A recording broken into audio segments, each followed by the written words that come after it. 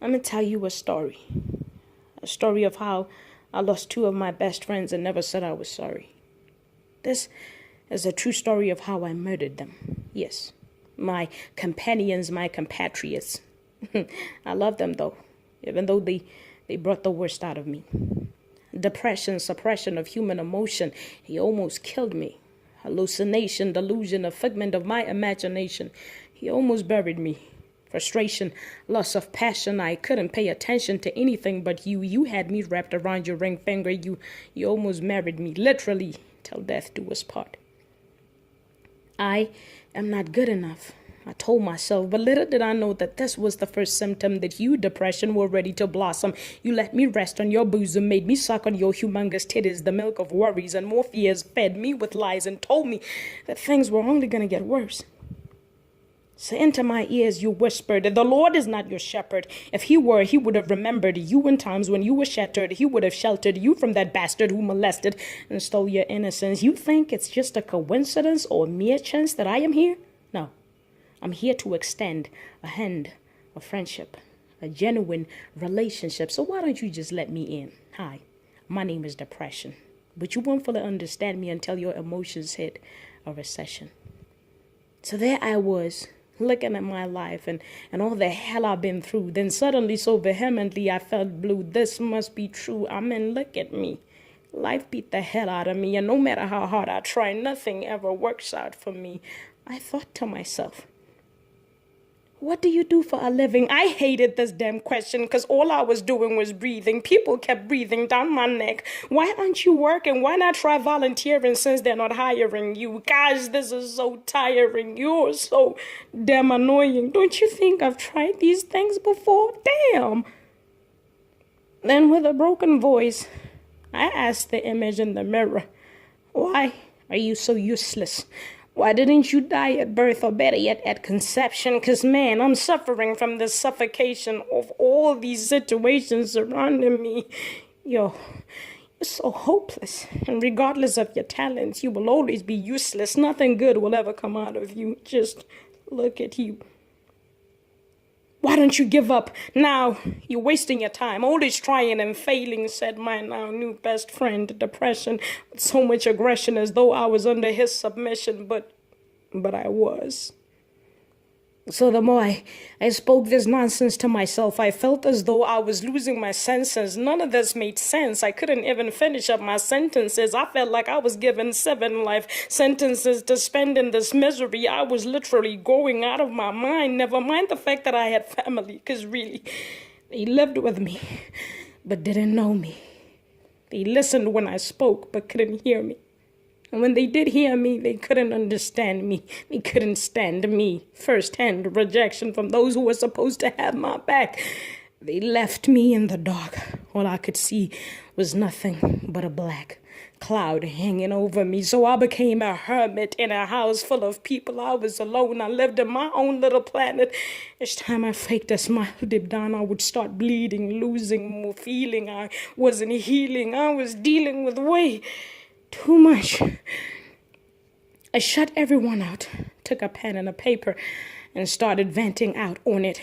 I would tell this paper everything I was going through, how bad my day was, and how my family made fun of me. I got bullied and couldn't stand up for myself or tell anybody because I was never taught any self-worth. So I thought I deserved all the crap that came my way.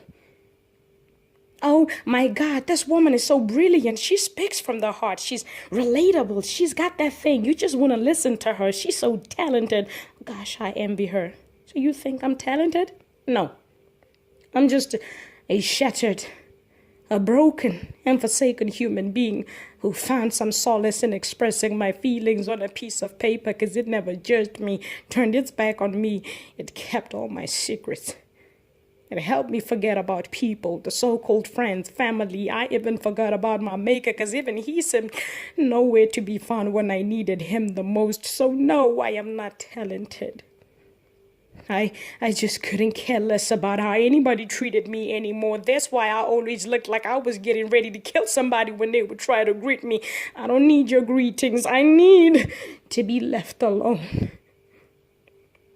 Mo tlohelle moo o batla ha thabile le rona re thabe. She's always so damn moody, they said.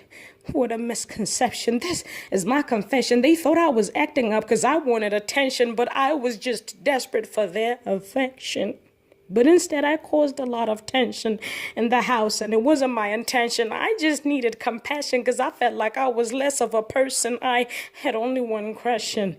They couldn't get me. So how could I welcome love from a stranger when I was a stranger to those who were supposed to love me? I was drained, so drained that I wished I could fall asleep and never wake up. When will my time be up? I longed for death like I longed for my next breath. I couldn't wait to exhale my last. This inhaling, exhaling was too draining, so I stopped complaining and started blaming myself for how my life had turned out. Perhaps I sinned a sin that cannot be forgiven, driven by circumstances, hence I'm now forsaken, taken for granted and rejected. I hate this life that I have been granted. And while I was busy shifting the blame to myself, I heard a faint voice, one like that of a friend, his name Suicide. He had been waiting for me to swallow what's left of my pride and slide over to his side so he can finish up what depression started. This friend was messed up, y'all. He was caught up in some nasty and shady stuff. He introduced me to alcohol. Have a little drink. It'll make you forget about your problems, he said. But no amount of alcohol could soothe my pain, because at the back of my mind, I had this reminder. You're a Christian. You ain't supposed to be drinking, woman. But you don't understand. He told me that the only way to end my problems was to end their cause, and of course that had to be me. I like this friend, though, because I felt at least he made sense. He was right. I was now in my mid-20s, still living at home, no job, no kid, no cat. I kid you not, I was a failure, a loser, and it killed me to see kids younger than me doing so well. I thought perhaps that lady who once said to me, and that was right. I lost the will to fight. Nothing gave me a fright or inspired me. I was better off dead than alive, because I was just filling up a space on earth that somebody else could make use of. So I started inflicting pain on myself. I would strangle myself while cursing this useless self, wishing bad things upon myself. To be hit by a truck, struck by lightning, robbed, stabbed to paralysis, gang raped. I wanted all the pain I could get my hands on, because I didn't care anymore. I wanted to hurt myself so bad, and I was glad that finally I found somebody to teach me how to.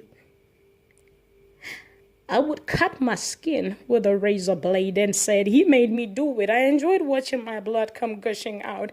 Part of me just wanted my spirit to stop hurting this much. And somehow cutting myself took the pain from my spirit, my soul, and transferred it to my flesh. And at least that kind of pain can be dealt with. The wounds can be dressed and eventually healed, so I could deal with that. I was now at my lowest when I heard these words. Be ye transformed by the renewal of your mind. Romans 12. It sounds like I'm lying, like it's crazy, yo, but right then and there, I came back into my senses, and immediately after taking those words into my heart, and just like that, I could feel again. I remembered that I had a brain. These bastards played their part, but their time was up. So I grabbed them by their deceitful little necks, strangled them, and threw them out of my head. I was illuminated and celebrated the destruction of these confusion-inflicting foes who pretended to be my friends, and all it took was a transformation of my mind, changing my perception, my perspective about my life. I sat down and started crying profusely as I realized that hurting myself, complaining and blaming myself couldn't make things different. I wasted so many years making matters worse, like depression said, and it was only through my thinking. So, my 5 cents worth to you is this.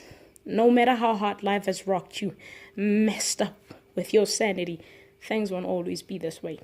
If you're struggling to get a job, have poor health, you've suffered the death of loved ones, rejected, subjected to loneliness and aloneness, ridiculed and made fun of, because you cannot afford to help out your family. You're getting old, but still trying to make your talents work for you since you've been rejected from every application you've made. Listen, the word of God says all things work together for the good of those who love him, those who've been called according to his purpose. It also says that the suffering of the present time will not be worth comparing to the glory that shall be revealed in you. It seems impossible, yes, but nothing is impossible for those who believe. Things might not get better right away.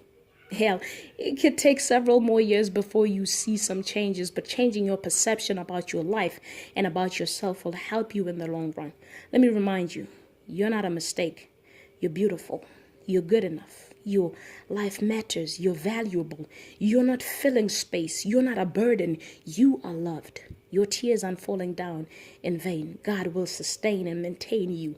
Forgive those who hurt you. Release them from your mind. Forgive yourself for your mistakes. You're only human. Cut yourself some slack. Cry if you must, but whatever you do, though everyone else already has, don't ever give up on yourself. You see those voices in your head telling you that you're not good enough, that you're wasted, that no one will ever love you? Get rid of them. Get rid of them. Don't ever listen to them again. They're not your friends. A true friend will never tell you to take your life as a solution to your problems. It's going to take a lot of effort from you, though. Commitment to try and change your mind, especially if you've been suffering from depression for years. And this is how you will know that you've defeated this monster. When you can be at peace and you're able to smile and enjoy the little things you have and appreciate your life rather than thinking that you're useless. If you can be this way, even though the circumstances around you haven't and don't change, then you'll know that you've murdered depression. If I can do it, so can you.